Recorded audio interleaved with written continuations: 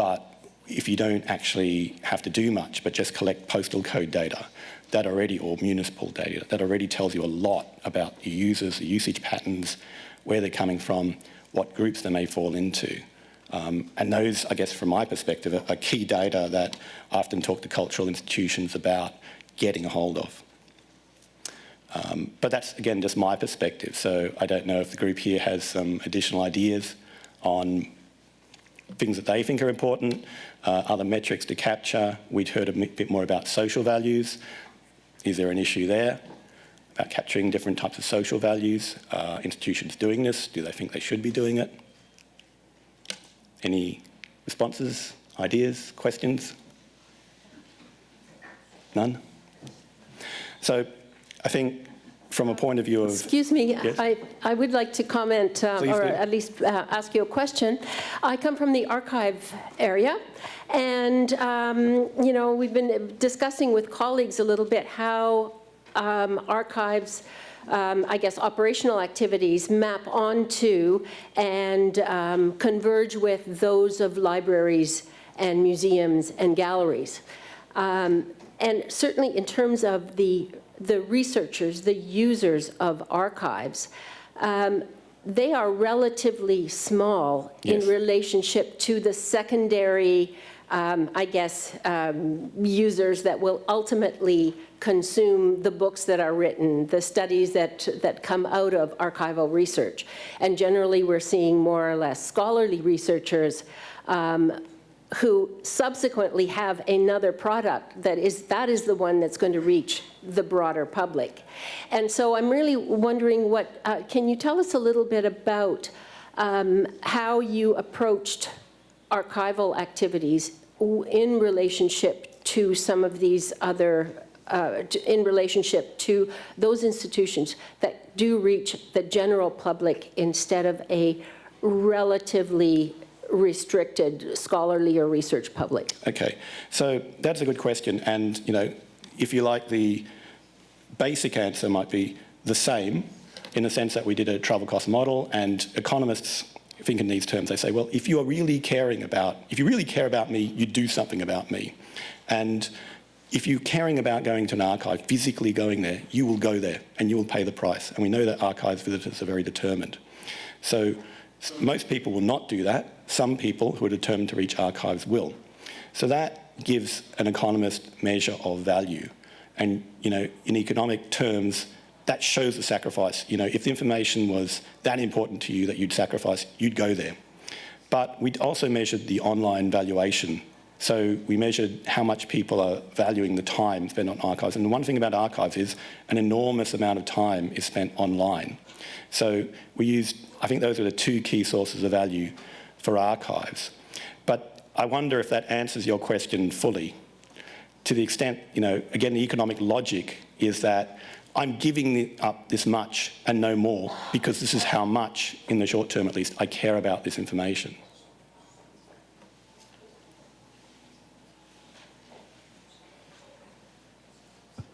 So just to follow up on that a little bit, as an archive, one can't really target everyone. One can't really target families necessarily. We can have exhibits, but those kinds of activities, you know, we were trying to sort of estimate, that might be 5% of our yes. operations, really. The rest of the operations really have to do with all sorts of other things that aren't really being reflected here. And so there's there's got to be a secondary kind of, I'm searching for what kind of data we could actually collect. Yeah, that's a good question. And that data is going to be with others.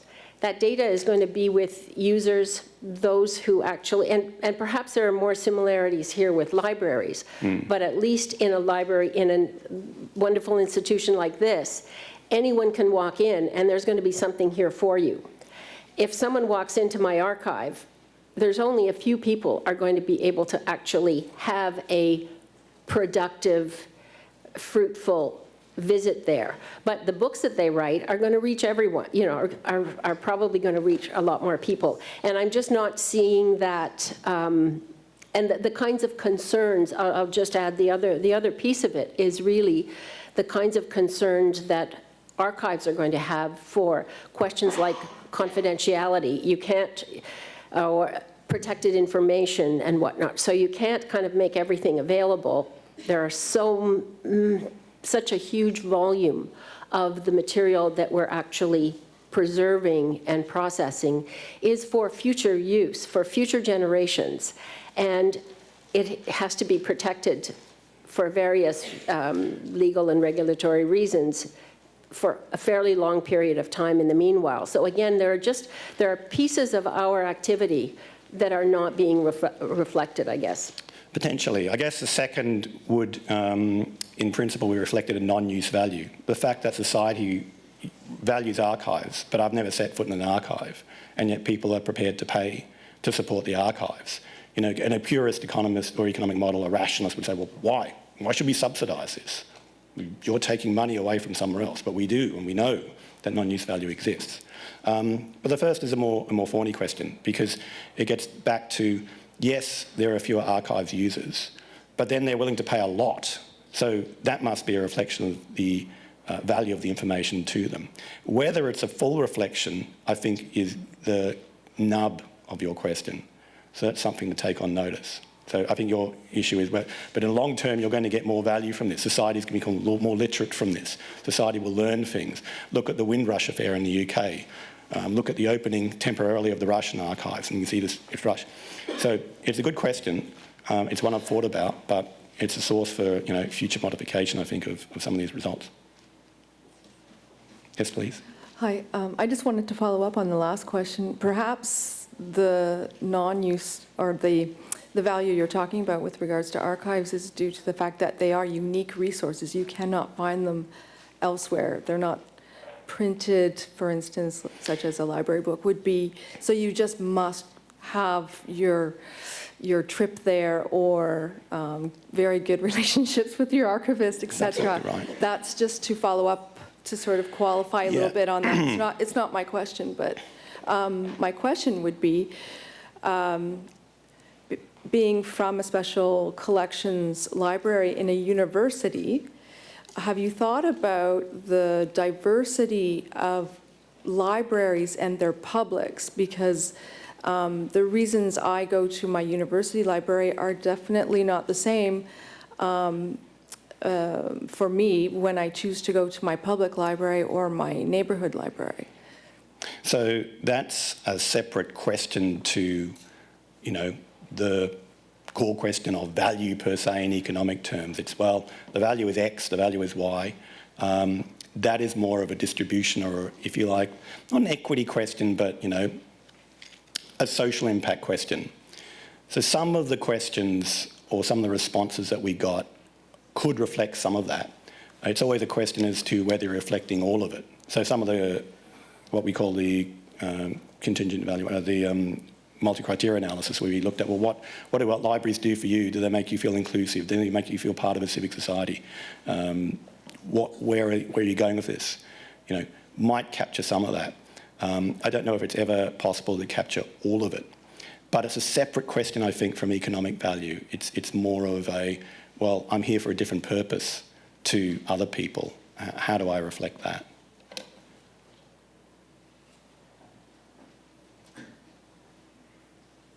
Hi, thank you. I was asked to speak about something going on in Halifax, where I live. You heard the Art Gallery of Nova Scotia is moving into a much bigger building. Currently, the archive, the collection there isn't very well archived. It'll make a big difference. And somebody from your firm asked me, said, well, what's public opinion about that? And I said, I don't know. I did hear a radio call-in show where somebody said they started a petition on change.org. They had many of the facts wrong, but they said they can't change it because it's already up. But they said, we need all these people in healthcare, and we don't have them. Why are we spending money on art? And obviously, it's a Philistine position, but the fact is that those positions in healthcare are funded. We simply can't get the people in Halifax. There aren't enough people trained to do the work, and many of the people who are trained to do the work don't want to move to Halifax. in part because we don't have a good art scene. And if we did, I think we'd attract more people. And I think that's part of the societal value. It's a question, I think, it's something you need to explore a bit more, because you have to be a bit careful. On the one hand, and I should say that economics is a tool, and it's a powerful tool, but I got up here 2 years ago and said, the last thing I would say as an economist is economics explains everything. It doesn't. It explains a set of values. It explains part of the pie, the social pie. It does not explain all of it, nor should it try to. But we have to be careful about economics as part of that pie. This is a value that, according to economic principles, you can assess, and the distribution of that pie, or what's right or wrong, or, I think more should go to healthcare or to regional areas. Once you start saying, I think more should be funded for regional areas or something, that's a distributional question, which is fine, which you can do either within a cost-benefit analysis. You can say, look, the maritime provinces should get, extra weight in a cost-benefit analysis because it's vitally important that we do this as a society. Or you might say, no, forget about that, don't weight a cost-benefit analysis. But outside of that, you know what? There are all these equity issues that you haven't considered. That's fine, as long as you make it very transparent. Whereas the CBA, in broad terms is neutral. It says, when we look at cost, it's saying, you know what? I could take that money and use it somewhere else. What's your case? Why are you saying this? So it poses that very blunt question.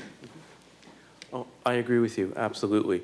But the point, I think, the point I was trying to make is that there was this perception by at least this one person who started the petition that because money was going to the arts, it wasn't available for healthcare. Yeah. The fact is the money has already been budgeted for healthcare. The money is there to pay physicians, nurses, whatever, if the bodies were available. The money for the Art Gallery of Nova Scotia is not coming out of the healthcare budget. Yeah, that's fine, and that's obviously a misperception. CBA starts from a, again, much broader perspective. It's saying, well, as a society, forgetting about local nuances, here's this money, where, why should it go here? But local nuances are important. That's why you start with a CBA, but you don't end there. You start saying, well, okay, what about distributional issues? What about equity issues, and so on? It's a starting point, but it's definitely not the end point. But it's a very good point. I mean, part of the session too is on, what you think value could be measured by. So we've heard a bit about distributional issues or equity issues or local issues. Are these important things to bring to the party when someone turns up and waves a piece of paper and saying, the answer is 42 or whatever? It's quite important to do that because, at the end of the day, as I said, economics is a tool. It will give you an answer, but it will never give you the whole answer. However, governments, the reason we do it is governments have this very unpleasant proclivity to look at numbers, and it's getting worse if you want to put it that way, particularly with the rise of online internet, and we're saying, well, how many clicks, how many Ks did I run today, or whatever. People are much more, for better or for worse, quantitatively focused. So it's important to address people on their own territory and then say, okay, but look, there might be more than this. This is a starting point. But the next question is, you have to gather the data to get to that starting point. You have to say, well, I can speak your language, but now I've spoken your language. This is a separate set of issues. I think it's just very important to be clear once you're doing that.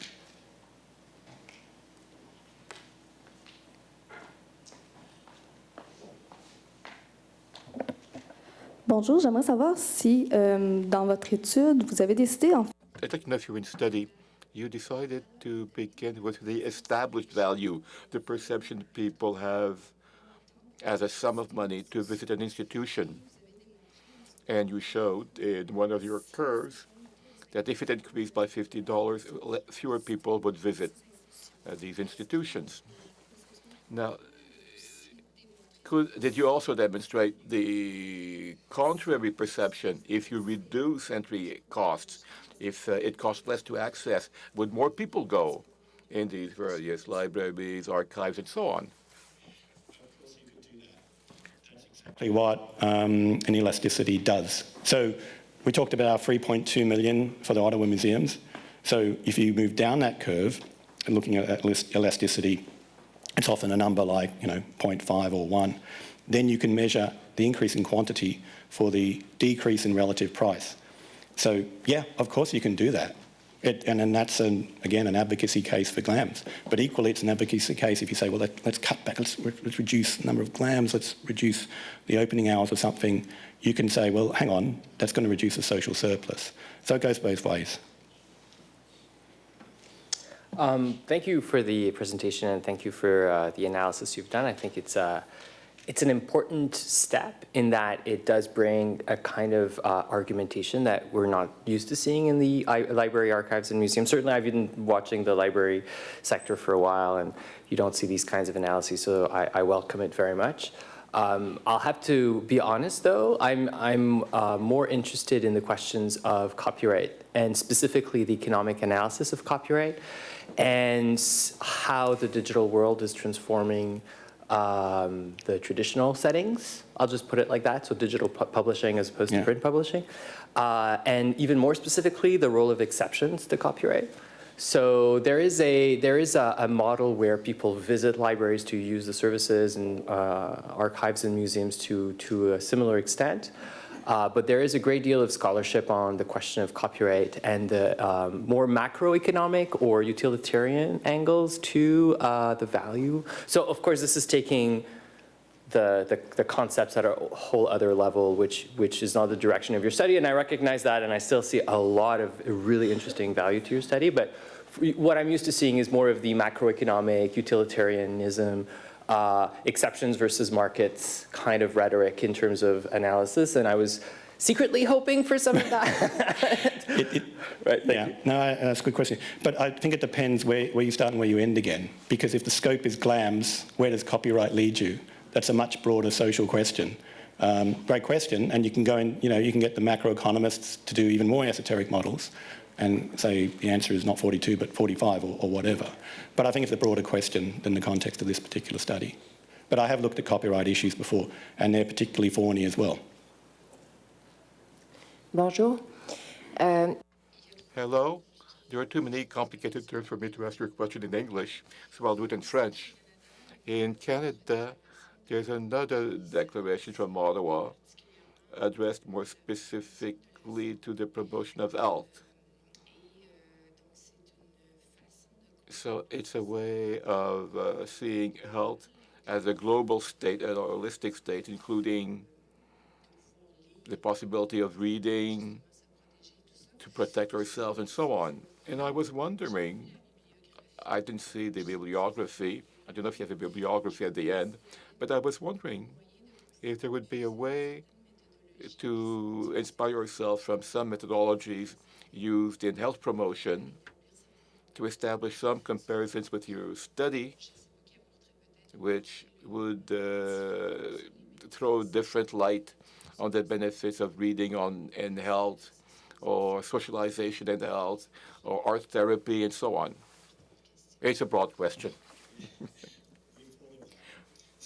Questions at the back of the survey, the back of the book, as I like to say it, asks some of those questions, and I think Alice showed some of them. So it's a question of, okay, are you more neighbourly? Are people who use GLAMs more neighbourly? Do they have better lifestyles? Do they have healthier lifestyles? And things like that. You have to be very careful, though, with causality, as we said. So it is an issue we're looking at moving on post-summit. We wanted to get the bare facts out first. But, health states and so on are thorny issues, and they are liable to critiques. So if I was an economist too, my first question would be about causality. Is it that healthy people go to libraries, or libraries make people healthy? So you've got to address that question before you can make a cogent argument that GLAMs are good. Now, I believe they are, and you believe they are, but you need to take it a level further and say, well, there's a correlation, and well, that's it. Can you do better than that? So that's the question you're asking. So don't worry, we've got it in mind. We're just being very careful about how you express that value. Because, again, if I was sitting on the other side of the table in a treasury, I would attack it. And as I said, I always play devil's advocate. So if a lot of these questions I say, okay, Andrew, but is that based on economic principles or what you believe or what you think should be right? Because the people you often come up against for funding are a bit more hard-nosed and a bit tougher, and I've seen this around the world. I've seen it in the UK, I've seen it in Australia, my colleagues have seen it in the US, and they will ask more searching questions. So that's what we're trying to do, in a way, is give a slightly tougher approach, but also one which recognises some of these important issues, which is, again, equity is an important issue, but we need to be careful to disentangle the issues. So it's a question about the data that you're looking for. Apart from number of users and where they're located, what other sorts of data would help validate the numbers here? Okay, so... And are there data that would help validate through using different models other than consumer surplus? So is there a way of triangulating to strengthen the confidence we can have in these that use different kinds of data or different kind of modelling? There's always more than one way. So some of them are very prosaic and simplistic. So revenue is good, you know, these places earn revenue. Most arts institutions do not make a profit, that's not their intention, but, you know, that's a contribution back to society, it's a bit of non-use value. The internet is increasingly important, and I think that's a source of value that's kind of still ignored. And so knowing how people use not just the website, which, although it's a main portal, is in terms of frequency, which you didn't see there, people are going onto Facebook and Instagram, according to the survey, and Twitter a lot more frequently than they are the website. And that's an important source of value. So I'd really look at the online and the way people engage. I guess the other thing that could be looked at a bit more is, and it's been touched on before, is activities within these institutions. And if you like, the problem with a broad approach like this in covering all these questions is that we have to be broad. So we have to think about galleries, which are quite different to libraries, and get one study which captures core metrics. But yeah, what people are doing in these institutions is another. Consumer surplus is, if anything, becoming more important. Now, the alternative to doing a study like this, the key bifurcation, is what's known as an impact study. So economic impact, many of you might be familiar with. It's saying, I spend lots of money on GLAMs, and that produces jobs, and that produces GDP. That's an alternative way of doing it. You can do that, but there are pluses and minuses of doing that kind of study. And I guess of a concern to me is I've seen a lot of studies mix the two. They shouldn't be mixed. So that's a concern. But when you do impact, you know, you can say, well, we're spending more money on GLAMs, and that's great, and that creates jobs and GDP, and there's multiplier effects, and that creates jobs and GDP, and that's great, and you know, that's wonderful. But it's a market-driven approach. It doesn't tell you about, say, non-use value, the fact that I feel that GLAM should be there. It doesn't tell you about economic efficiency, if you like that horrible term, or if you like from the point of view of an investor, but I'm spending money on this. You're just saying spend more and more money on this. There's no efficiency, no decision rule, no criterion for saying, but we can't go on producing hospitals or GLAMs forever. There must be some sort of rationale for this. So I think the CS approach is a bit stronger, it's a bit tougher, but it's a bit stronger if you're going to policymakers, because I can do an impact model of anything on those arguments. I can, you know, look at hospitals and the good works they do. Cost benefit and CS is a bit tougher. CS is becoming more important in some ways, precisely because GDP is starting to break down as a measure of economic activity, precisely because of the internet. So it's being a real problem for national statisticians that a lot of what artists, for example, do has $0 value, but it's produced and people are spending time on it. There might be consumer surplus, people might love their work, and they might love their work, but from a GDP perspective, the value is zero because there's no transaction. There's, I've just put it online, there's no transaction. But I spent time, and that time shows a sacrifice. And that's one of the things we try to measure. But another good question, yeah.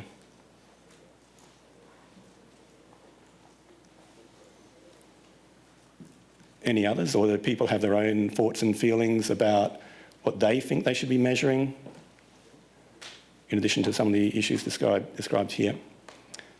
Because again, we've taken this point of view from the study of a very direct and, if you like, prosaic approach, thinking like an economist would think. What's really good and valuable is, well, that's great, but what do other people in the actual GLAMS community think and feel?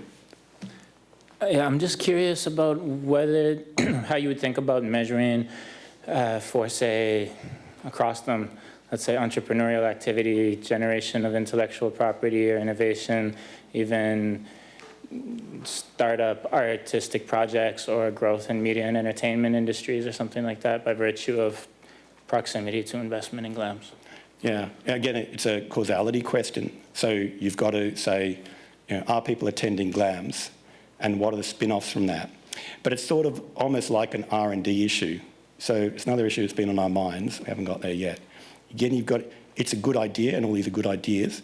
You've got to be careful about causality. So a lot of startups may occur and fail. So, what's the return for startups? To what extent were GLAMs involved versus the IP of the person themselves, even if GLAMs never existed? So, yes, good point, but caution advised, I guess. It's quite a broad topic too, because you don't need a GLAM necessarily to have this inspiration, although it's obviously an important part for a lot of people.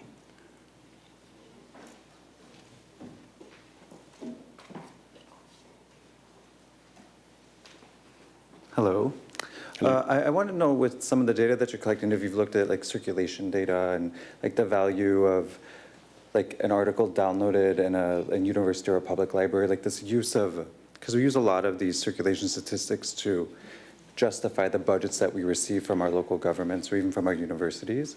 And has any of that type of data been taken into account in this particular study? Yeah, not so much. I mean, in the sense that circulation is one thing, but, again, what we focus more on time use, the fact that I can have a lot of stuff sitting on my desk, but have I actually dedicated time to it? How much of a sacrifice have I made to get this, rather than just stuff? Again, it's a slightly harder measure because we want to show either online how much time am I dedicating, and that's got a very, very, very long tail. So it's very, very cheap to ask questions online, get data online. If it was more expensive, and we see this from paywalls, suddenly not so many people, we move up that curve, not so many people get data online. So no is the direct answer. Obliquely, you might think, though, it's related to the time people spend, the amount of sacrifice, both online and in direct physical visits.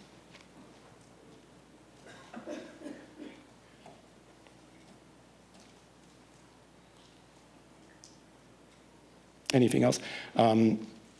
Again, apart from questions to me, is there anything that you think, from your point of view, you should be doing more as institutions to collect? There's something, apart from what I've said, forget about what I've said, that's important to you, that you think GLAMs should be collecting, that we're missing out on at the moment?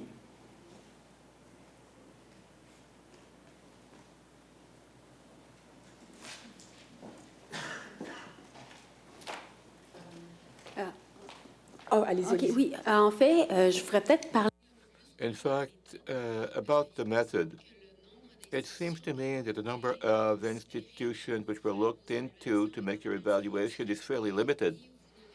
And you haven't talked of the response rate of users who were contacted.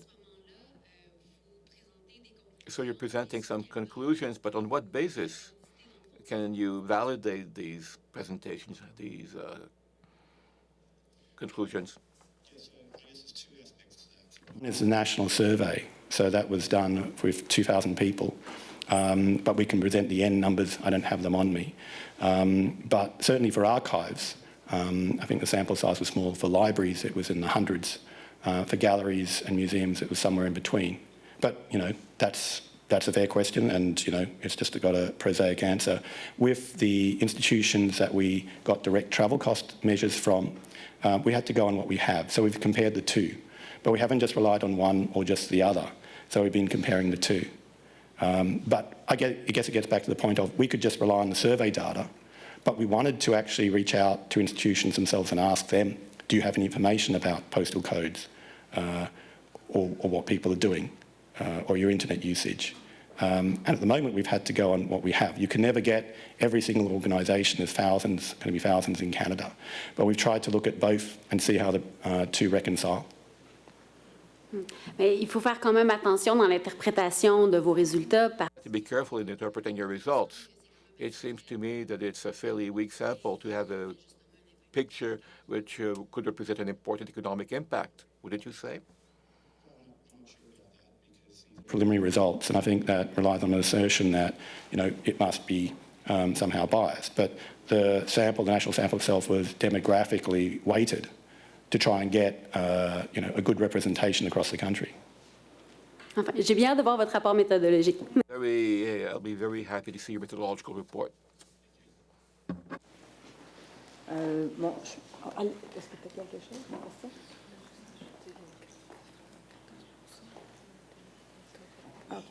Moi, j'avais une petite question pour vous. Puis effectivement, Brief question.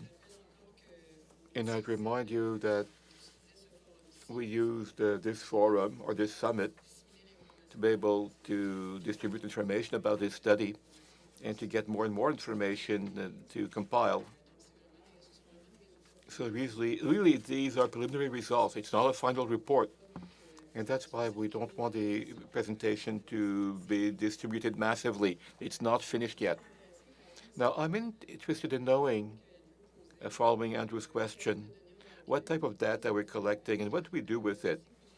I know that the gentleman was talking of circulation, but when we want to talk to political decision makers that this sector has an impact on people, because that's where we're going to be able to reach them, I don't know if you could tell us around in this room what type of data you collect and how do you use them? What methodology do you use to tell your story?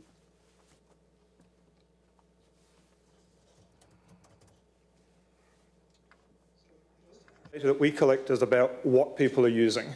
And we use that for a lot of our internal purposes for optimizing storage and service design and so on. But it's always struck me that a big gap in that is that we don't know why they're using it. And Andrew, I'm interested in whether that's would be useful data to know more about why people are using records, or whether it's just the fact that they are prepared to put the time in to coming along, to participating and engaging in the services that's meaningful in the way that you're analysing things. Yeah, I mean, it is. The why is a question I don't think we looked at in depth in this survey. We've done it in more siloed surveys, say for the British Library. But it is important. Again, you could say, well, directly for economic purposes is the why so important, rather than the fact they're sacrificing, they've made their decisions, they're doing what they're doing. But yeah, I think it's a very important point to make. You could use it qualitatively at the very least.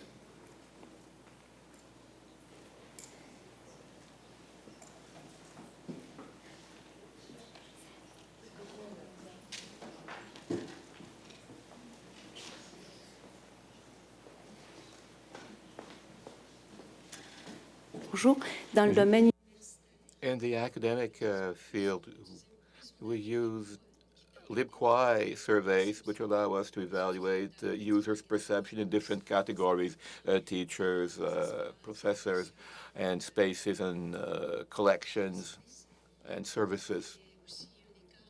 There was also a gap measured between expectations of different communities to these different services and collections, and the evaluation made. So maybe that could be of interest to you. Interesting to see the exact context of that data, but this expectations gap, it sounds quite interesting. Une chose qui serait difficile à... One thing difficult to measure, but which would be interesting, is the number of publications thanks to museum and archives collections, or the number of artistic works which were created based on this. That would give us some value to the GLAM. But it's difficult to measure. It's true, there's some controversy over that. I wouldn't say no. I think there have been attempts to look at citations, for example, in the past as a measure of value. But I've not yet seen a good economic use of citations as a measure of value. However, it's often reported as a supplementary indication of an institution's activity. So, again, no objection to it. It's a question of, is this in a narrow sense economic, or is it something that's important, supplementary information, forget about the economic, that GLAMs think, needs to be out there?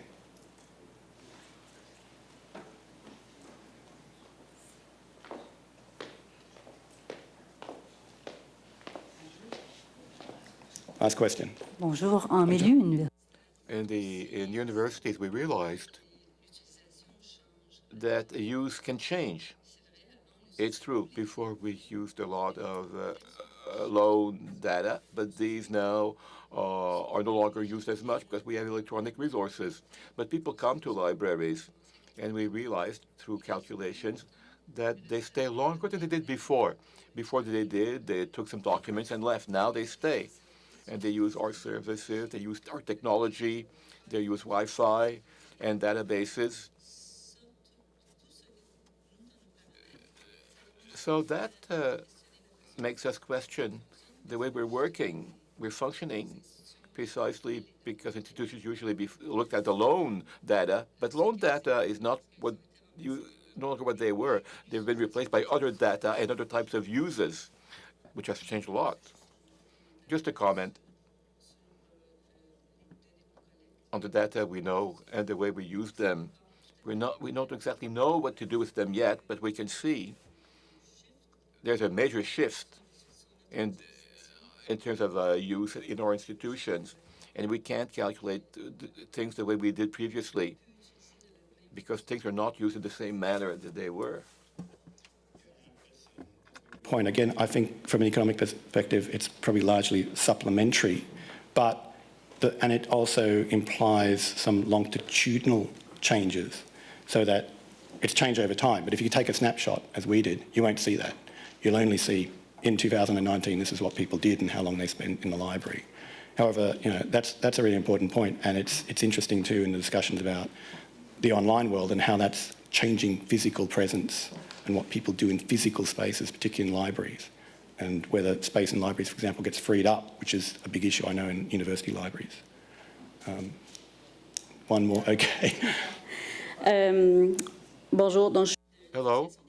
I'm from the Association of Public Libraries of Quebec. I just came back from 2 days making representations to the Quebec Municipalities Union, where we met many elected officials. I don't believe that using a strictly economic value would convince them to invest more in their libraries. But if we could show that the use of libraries,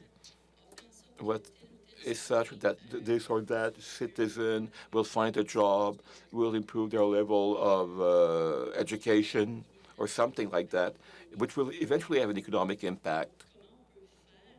Might.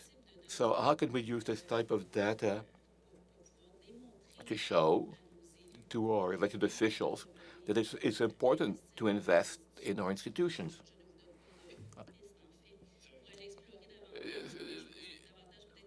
So I'm asking a question as to the way we can use your data.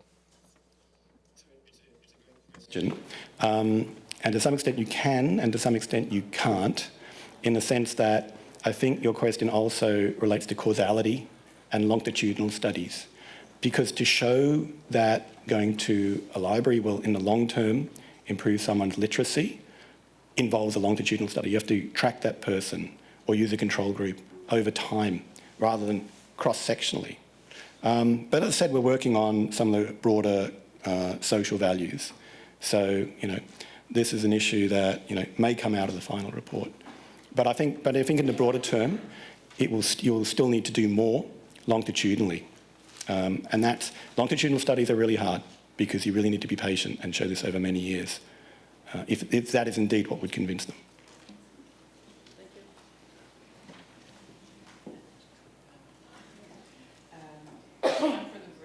Okay. We should be back at 4:10. Thanks.